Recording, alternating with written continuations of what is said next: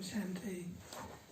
We're going to do a question and answer session of the 7-day course, and where spontaneity is a wonderful thing, because really the more space you can make between yourself and your thoughts, so that you're actually investing more into a silent state, because between yourself and the thoughts there's a lot of space where spontaneity can take place.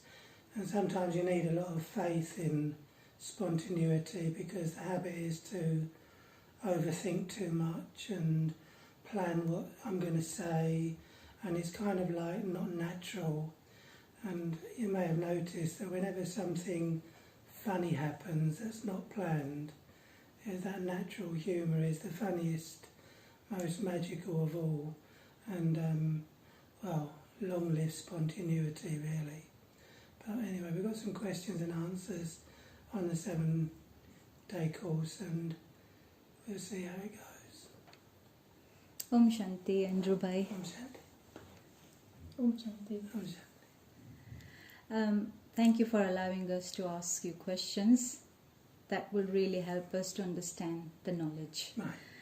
Right. The first question I have is, why is the Brahmakumari spiritual organization seem biased towards Hinduism? I've looked at one of the pictures of leather, and in that picture they've shown a couple wearing an Indian outfit.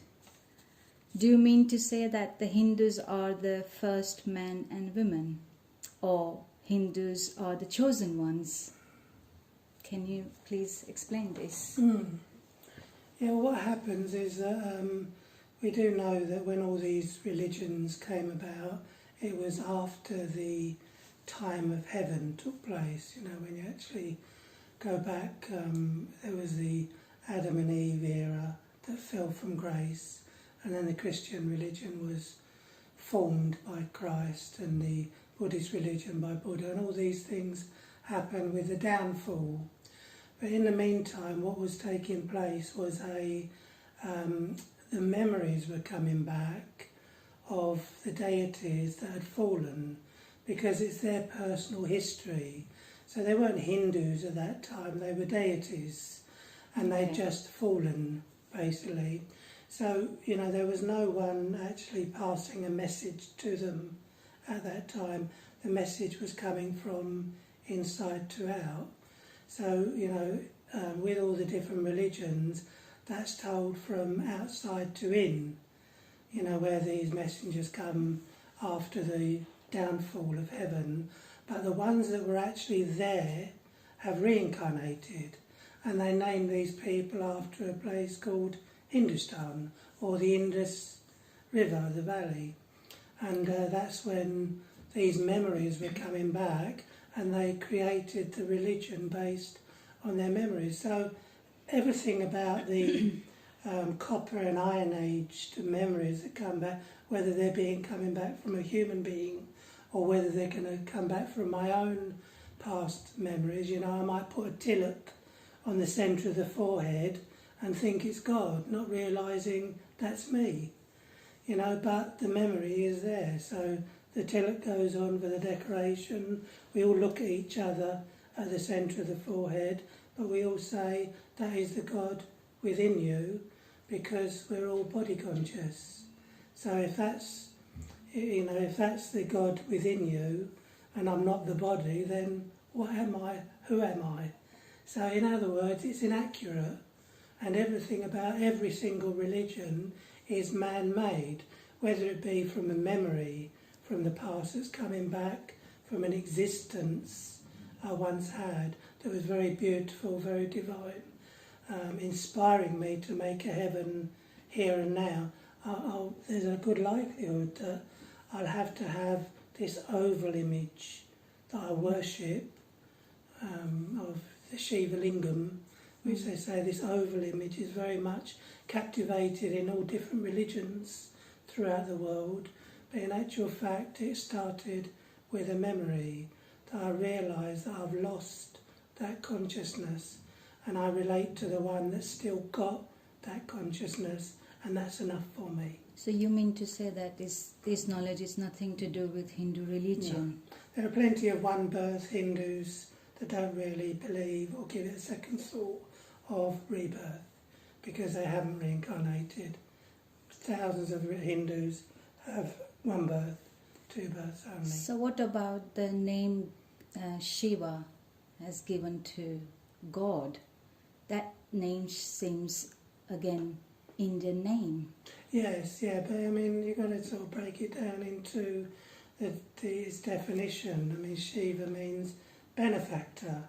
So I've just come into the give and take with human beings. There's a certain feeling that it has to be like that, but there's also a certain feeling that it doesn't feel right for it not to be a benevolent state. So we relate to Shiva, which means the benefactor. And the benefactor is one that doesn't give and take. He only gives, like the ocean will carry on giving even though the surfers have gone home. Meantime, but in the world of give and take, if the ocean was giving and taking, it would say, they've gone home now, let's not expend any more energy. But God is the benevolent one. So because we're no longer in a benevolent state of constantly flowing with that beautiful giving nature and not taking anything, because you can't, because the giving is flowing, because we've stopped flowing, we look for where we can take from, and we actually start to take while we're giving as well, because it gets rather messy.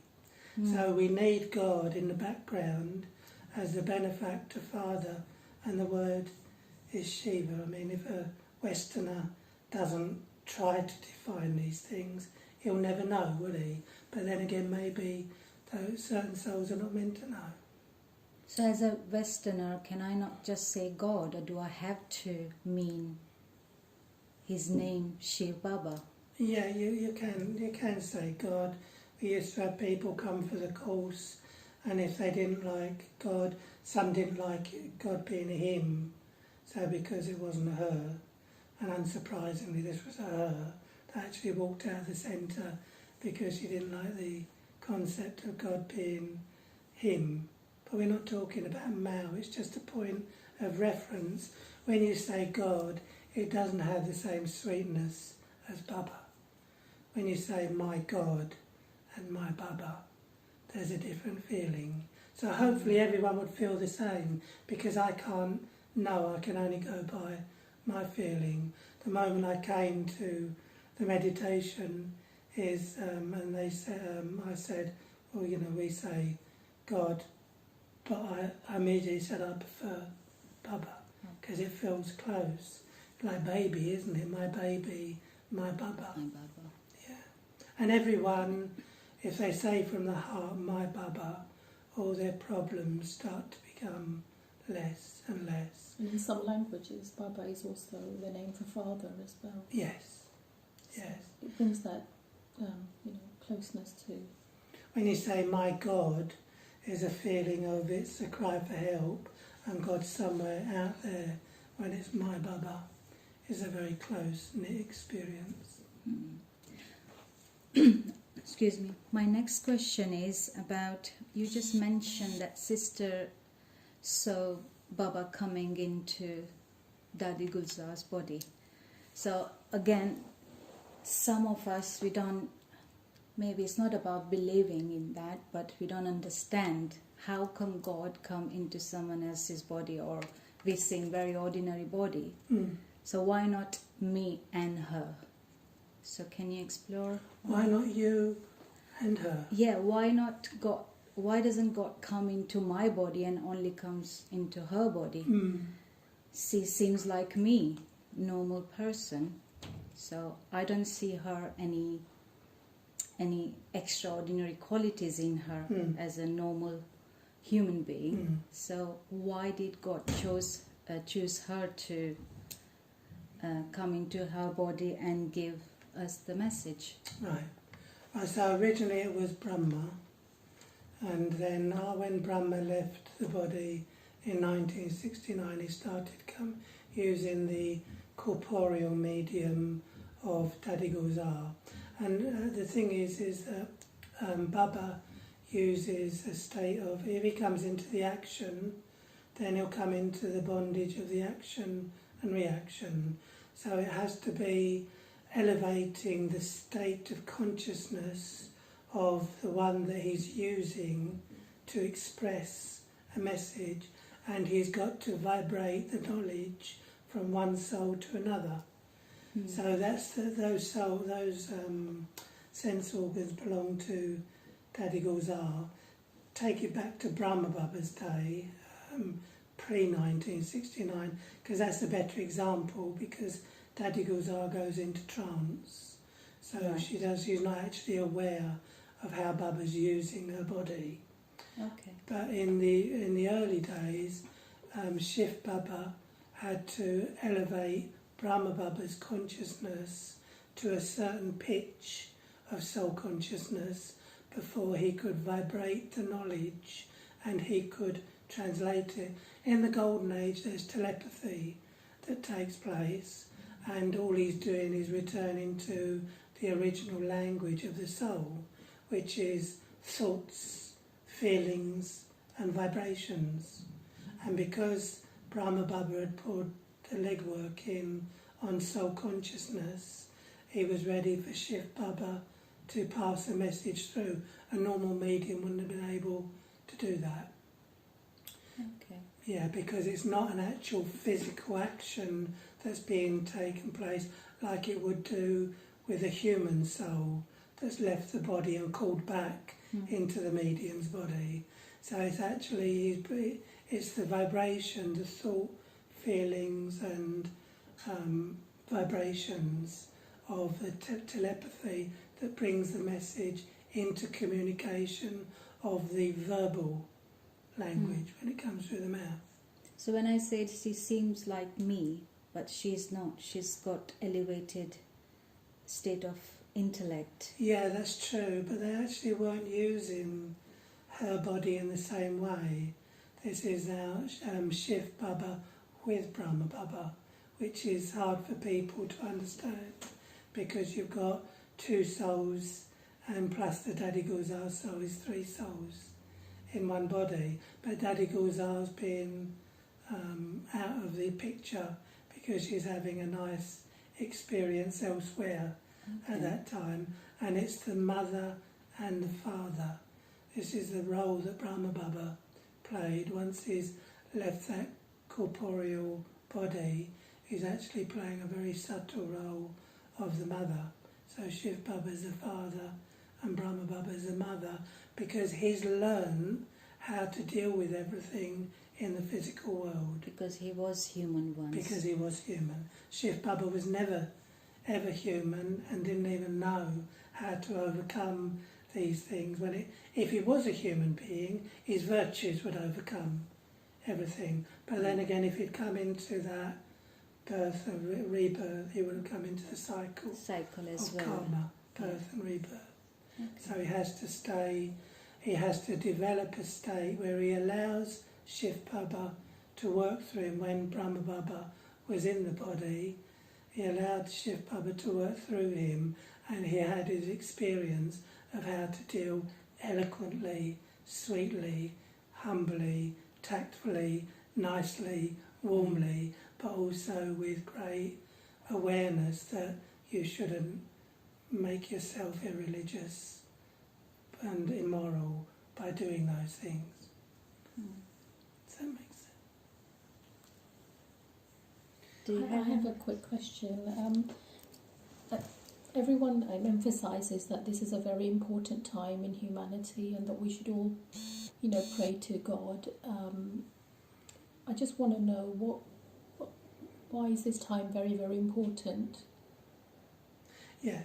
And I would like to add one more sentence to this as well, that time to time in Murli, Baba keeps telling us that just remember me alone.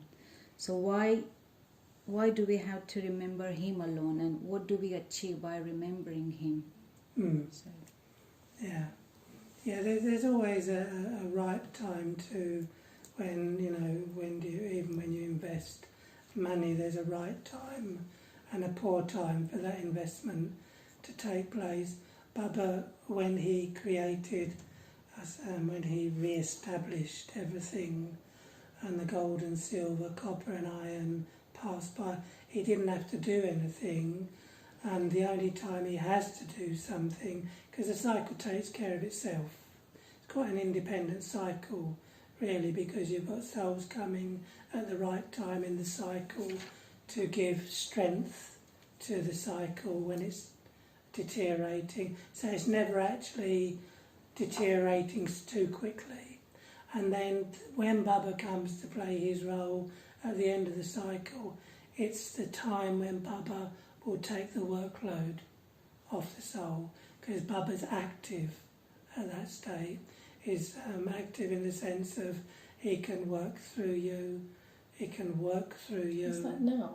Now. Okay. Yeah, and that's the only time really that the soul has it, and the only time the soul needs it as well, because up to this point in time we haven't made a hash of it. Now we've made such a hash of it whereby we get ourselves into arguments, into debates. We believe in not trusting, we believe in conspiracies, which there are conspiracies, but how do they help us become the way we were, peaceful, loving, happy? So we've made such a hash of it, and the belief system is so strong that we have to call a spade, tell it how it is without tact, and point out someone's weaknesses. We're a mess, basically. And the time that Baba comes to deliver us from evil, as they say in the Christian religion, is the time when the soul is completely contaminated and doing everything wrong, not doing anything right, and taking the praise for bringing up a family. When you should be doing that anyway. There's nothing to be praised about. It's a natural state of being, but because the soul is so lack of virtues, someone tells someone they're a good mum, they've brought a family up right, and they that's not, but that's a natural thing that the soul should be doing. It just shows you what a mess we've made of it. Then someone else tells her she's a bad mum, and am I a bad mum? And the soul's so insecure at this present time that they're getting their security from something that's they're subservient to, and taking and becoming insecure because of it. So the very thing that is making them secure is making them insecure. They have their houses, their second home, third home. Anything happens to them, it makes them all insecure. Yet they take all the security that it brings. It's a mess. And so this is a time to make yourself transparent and allow Baba to be Karan Karavanha, the one that uses others, the one that makes the soul the instrument. Getting myself out of the way is the healthiest thing I can do for me and you. And if everyone was to think like that, then everyone would be, we return to a golden age state. But it's not going to happen, because there's too few people who were the original golden and silver age dynasties. They will be interested in that, because they remember in a subconscious way not making a hash of it and making a hash of it. Is that why we always go back to check with ourselves and our conscious, and whatever you do, you always want to do good? Yes, yeah. Everyone, even we do. In our true nature is all about being good and doing good. Yeah, and we're never sure, are we? We're never really sure. We'll say, I'm satisfied with that, and then someone would sow a seed, and it just shows you how much weakness is. So how can you sow a seed in my garden, and how can I sow a seed in your garden? And what's worse is that the seed that you sow, I might be watering, and the seed that I sow in your garden, you adultery. Just shows you how inferior the soul has become and how they take towards a superior way of being to hide the inferior, because deep down the soul knows that they've made a hash of it or are very inferior, and they don't want anyone to know that. Whereas we say, I am inferior, I do need Bubba's help, and Bubba's help isn't me praying to him, because me praying to him is only underlining what's missing. So how do you connect with Baba then? Love. Love. Always love. Okay. Always love. I'm Bubba's And child. why should I be in connection with God all the time? I ask myself, why is God so selfish that in his scriptures he writes, only think of me and keep thinking of me? That's quite an egoistical way of thinking. Because then he can leave us. He comes and tells us to remember him. Any other human being tells you to remember them so that they can get their feet under the table and make themselves more at home. Baba asks us to remember him so that we can forget him. So, by remembering God, my karma or my karmic account would be settled? Your karmic account doesn't really matter, because when you're in remembrance of love, all the memory banks get cleaned of all. What is bad karma but an oasis of fear? Basically fear-based activities. And when you've got love coming into the memory track, it's a new memory that wipes out the old memory. So as long as you've got enough of it, enough remembrance of Baba, then it reminds you of what you originally were, and that your virtues haven't gone away, they're just submerged, so they're re-emerged. But I have to remember God with his virtues though, isn't it? Yeah, so that you do. my virtues will be immersed. Yes. So the appreciation and the respect that we show to Baba when we have a meditation and have a personal chit-chat is about something that you're going to become. Yeah. So it's not that you're asking him to make you that, because that underlines the missing. It underlines my weakness of not having it. You actually use your faith, because faith is a wonderful thing where you can have a lot of doubt about yourself, but even that's, as we discussed before, faith in doubt. So if you use that faith to know what you're becoming, then that will happen that much quicker. But because people don't use their faith, they still got their worship sanskars where they say, please help me, please do this for me, please change that for me, please forgive me for doing this.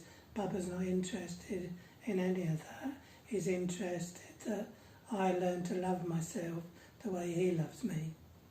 And also, isn't it that, you get coloured by the company that you keep? So obviously if you keep in company of God, then you're likely to, be coloured by very good qualities, and obviously that stops you from doing more negative karma.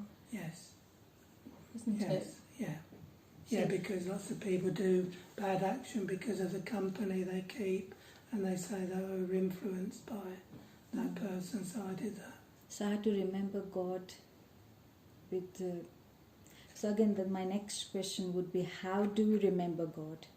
First, I have to know him, isn't it? Yes. Because I have to know what God is, his qualities, his virtues are. And then I can transformed. So would you help us how to remember God? Well, the first stage really is on a thought processing level, where you think of God and think of the ocean of peace, the ocean of love, the ocean of joy, and the ocean of mercy, so that you're actually getting that way of thinking flowing. And then as the feelings start to take over, you start to feel the ocean of love, the ocean of peace, the ocean of joy, the ocean of mercy coming to you, and you start to feel that you're becoming karmatit. So you start to feel that you're becoming beyond the effect of everything. Whatever can come your way, whatever can happen, you're becoming karmatit too, beyond the effect of the action. So people will still be saying the same things, doing the same things, but you're emerging your higher self that can handle it all.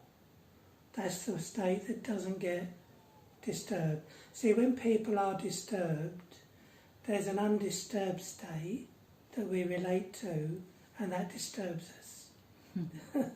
So the undisturbed state is the angel within, the one that lies hidden, or the higher self. Doesn't matter what the higher self doesn't. It knows there's weaknesses, but it doesn't own any of the weaknesses. So it's let go of the ownership of my peacelessness, my fear, my worry, all the negative traits, the negative habits. They only become powerful when they say they're mine. If you've got those weaknesses, it's not going to... I mean, I tried to help you, and if I've got those weaknesses, you'll try to help me. But it's when we say they're mine.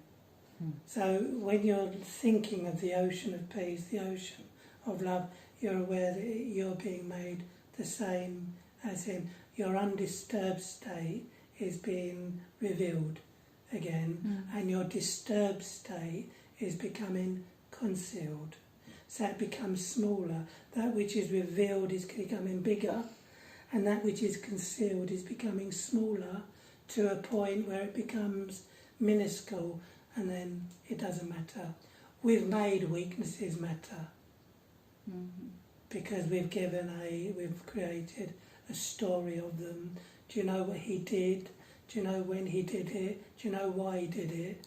I can't believe, and then the next person, so I'm actually revealing that which I should conceal and concealing that which I should reveal. But you can reveal to Baba, right? You can talk to him and say, I had a bad day and this person is, I feel this way. Could you do that? Well, it's not really anything in particular.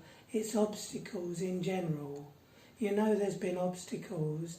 You don't want to be reminded of all the obstacles. So you're actually giving all your obstacles, even if I haven't made any mistakes. And I haven't said anything. I might not have spoken to some people live on their own, don't they? And they just spend the whole day on their own. They haven't done anything wrong. But the mind is an obstacle. So I've got to give my mind. Human beings want your money. God wants your mind. So how do you give your mind to God? Do I have to put full stop after each scene happen in my life? Well, you kind of realise that it's already given away when it doesn't belong to you. You can't give something away that belongs to you. But so it doesn't belong to your mind. But that doesn't mean that I stop thinking. If I think that my mind is not belong to me, it doesn't make stop thinking. If you surrender your mind to Baba, you do stop thinking. So this is that's why I asked that, do I have to put full stop after each scene so that I don't have thoughts after the scene or even before the scene? There's still a heavy burden of attachment to the mind, which is the belief system, is that my mind's mine, and it's just an organ that I use. It's a spiritual organ that I use. I can choose not to use it, but when I think it's mine, I think I have to stop thinking and think more. People call you thoughtless. It's quite laughable, really. They call you thoughtless when you've been thinking about them a lot. isn't it? There's such an obstacle in your mind, and they call you thoughtless. And there's nothing else in your mind but your husband or your wife or your child that's causing upheaval in the whole house. So you're thinking nothing, and they say how thoughtless you are. So it's all a very illusionary thing. It's just an organ that if you feel the ownership of it, is that it's just a worker that you use. You don't keep your workers, otherwise they'd be working you. Don't keep your workers working all the time. They need to rest. So you mean I'm not responsible for my thoughts anymore? Your thoughts are coming from your subconscious mind anyway. They're not in your control. So is that okay? That's true. That's going to be like that anyway. It's not okay or not okay. It's not okay or not okay. It's going to be there anyway, because the thoughts are coming from the subconscious mind, and they'll just emerge. When you learn to watch them, you realise that I'm better off not having a mind. I'm the soul that's using the mind if I want to. So let it do its thing while I do my thing. So then there's no question of we shouldn't overthink, because shouldn't is all to do with you saying that I own that mind and I shouldn't be using it like that. But I am. But I think the natural belief is that when I remember God, my mind has to be clean.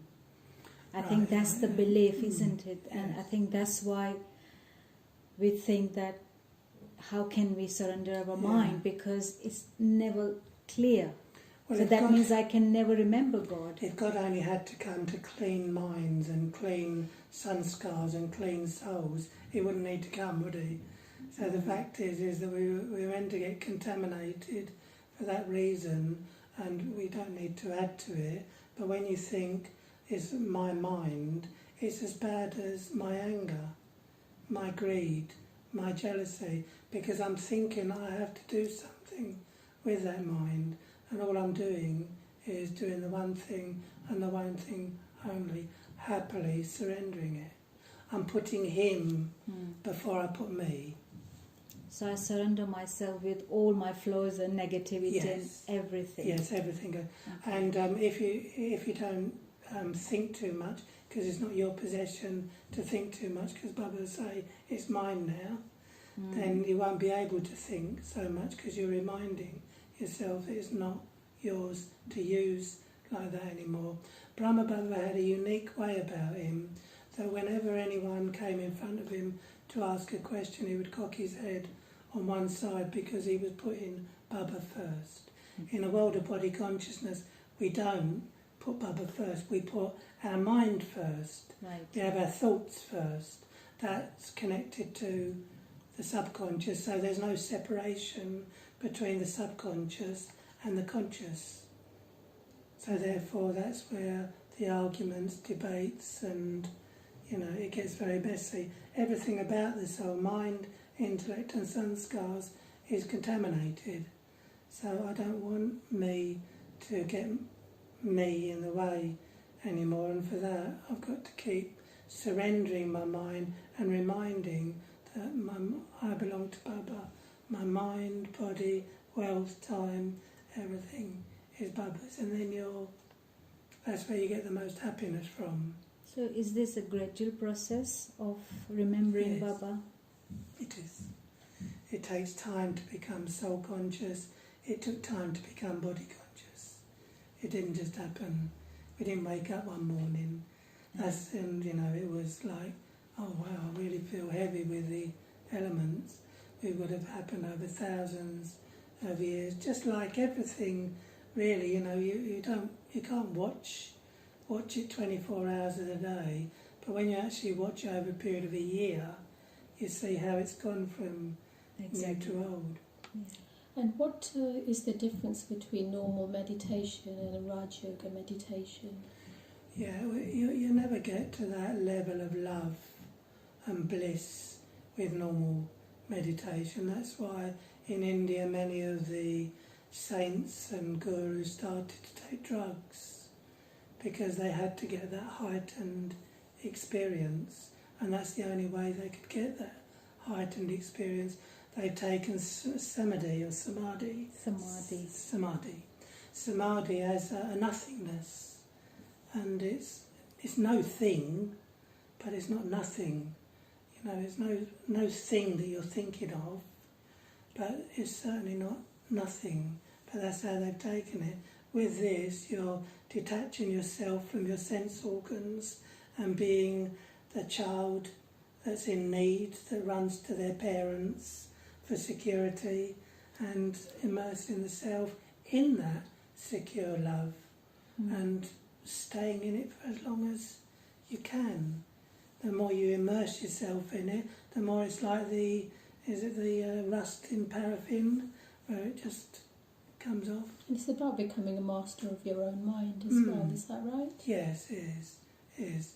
But it's kind of like I'm being putting back together by Baba, because if I become a master too quick, then I'm in danger of my own ego, so I might try to lord it over someone else.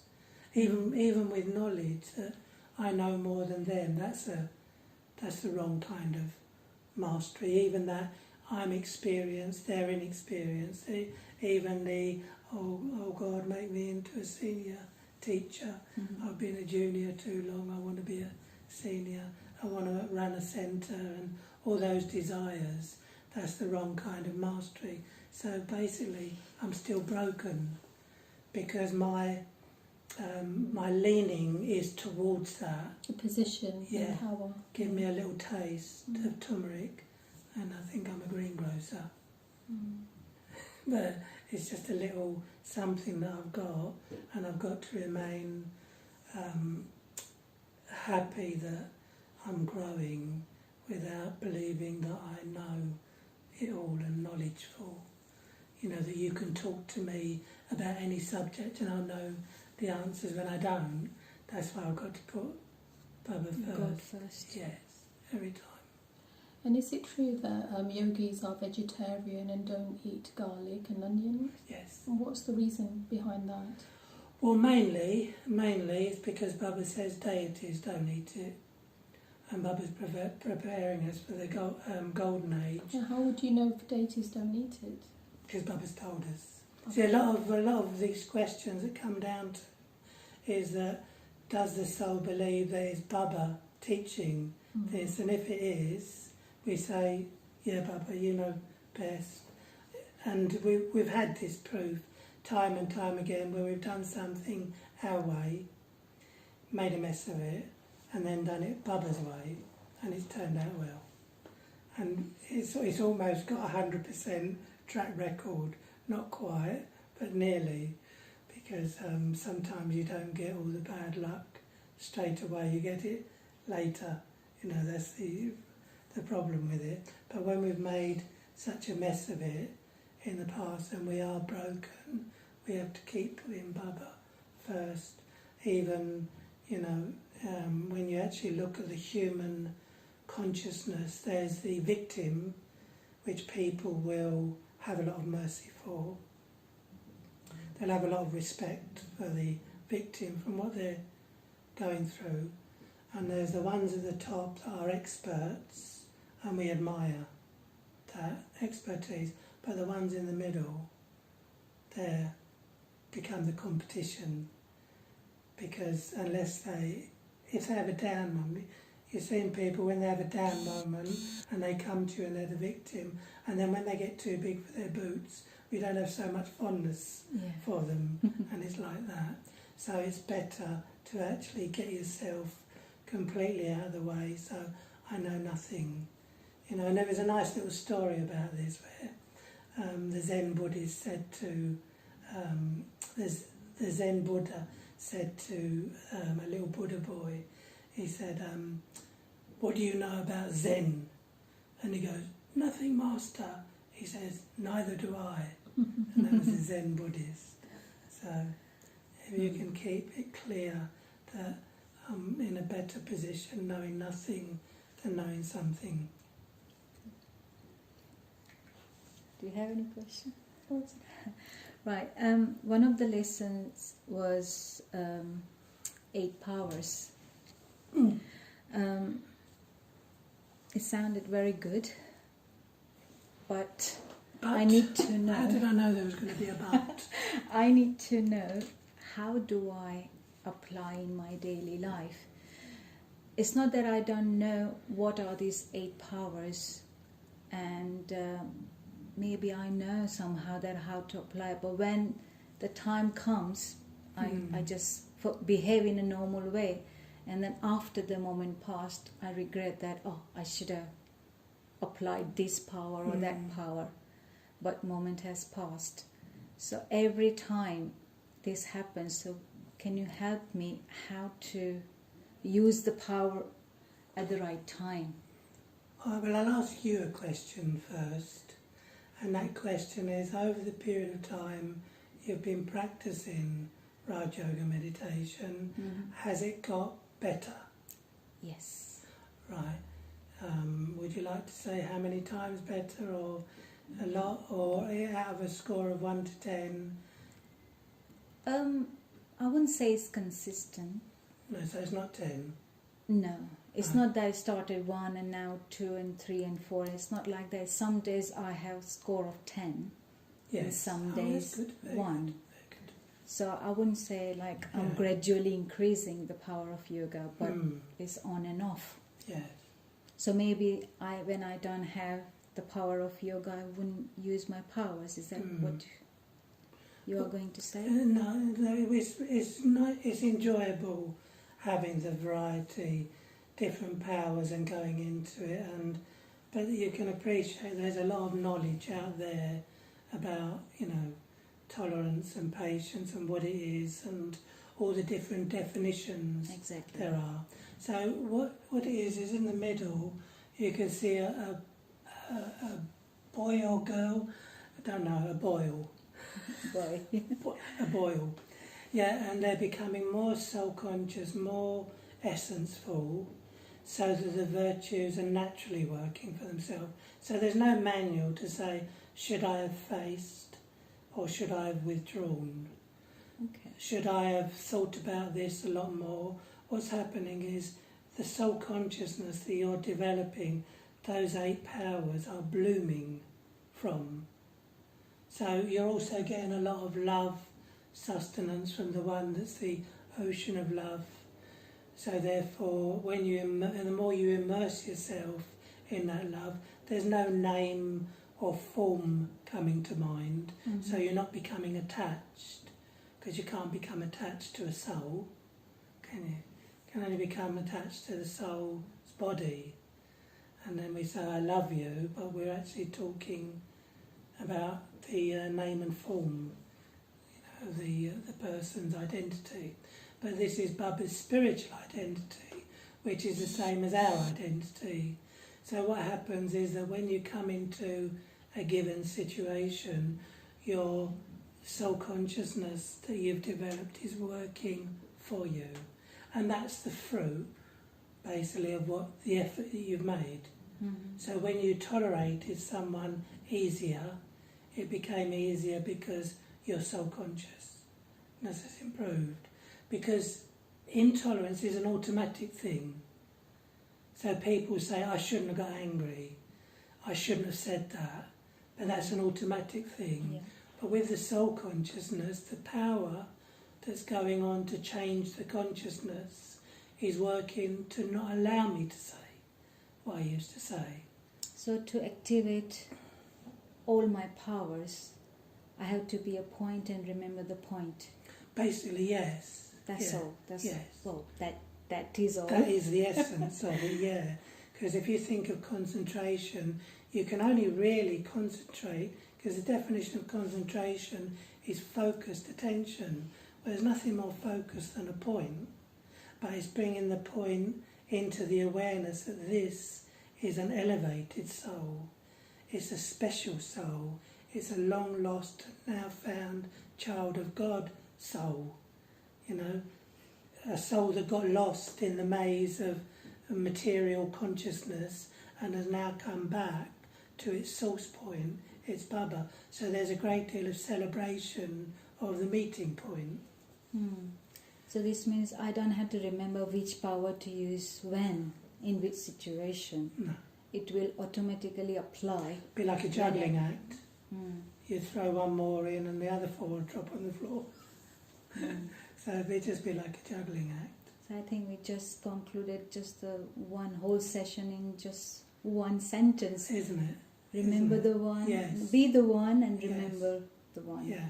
That's the main difference between religion and spirituality, is that religion takes you into the expansion of everything and keeps expanding, and spirituality brings you to the essence of the goodness of the self and the goodness of the Father of the self and the fortune, if you want to use the word, luck of your future happiness, because it's our future that's at stake by not doing what we could be doing. Mm. That's why they say this Raj Yoga is the easy yoga. Easy, because it's asking to come. It's in the essence, isn't it? So this whole knowledge is in just like a seed, isn't it? Yeah. One seed. If you just remember that, and Yeah. the whole story is in this one seed. Yeah, it is all in there, but it's understanding how deep the point is, isn't it? Because in that point is a whole cycle of roles in that point. So that's not just a point, that's the doorway into magical experiences of happiness, that you've been everywhere, done everything, there's nothing left by the end of the cycle. You've had every single form of happiness there is, and it seemed to be it was all going on outside, but it was all going on in that point. Wow. It's amazing. That is amazing. Reality. And Rubai, I think we're coming to end of this session. Can we continue next time? Yes, With you're this- really- We have still a few more questions to ask Sure. you. So can That'd we be nice. do some meditation, please? Sure.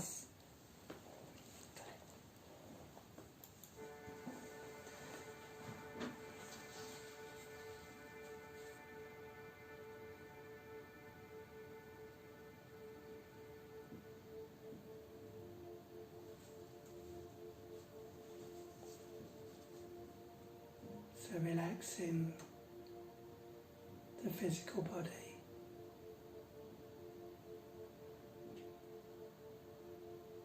Feeling peace within every sinew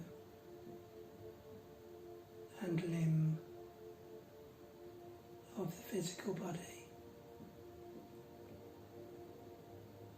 like a current of white light spreading through the mortal coil of my body.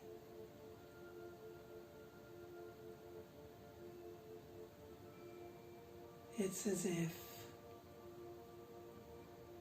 the elements of matter are becoming metaphysical, full of light and might, like an angel in an orb of light, and the light spreads in all four directions. Be aware that within this body of light is the self, a very special, very unique,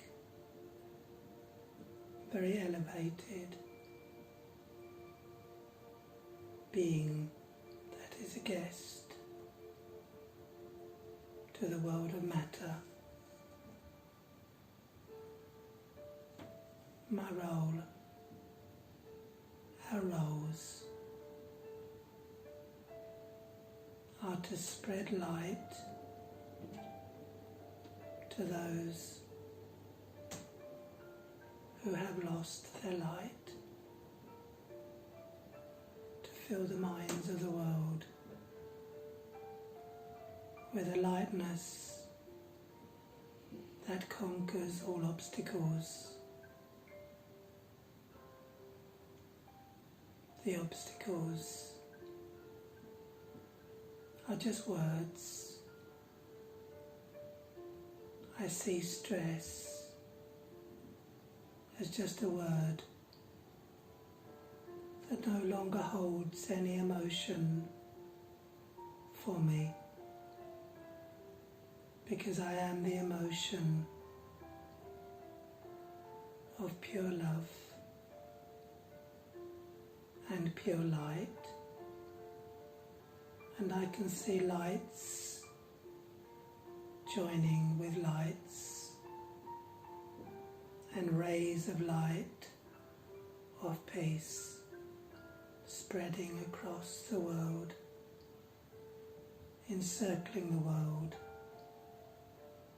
The world is so tiny compared to the circle of love, the circle of light.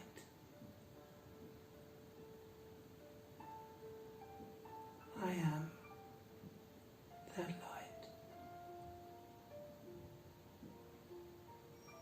Om Shanti.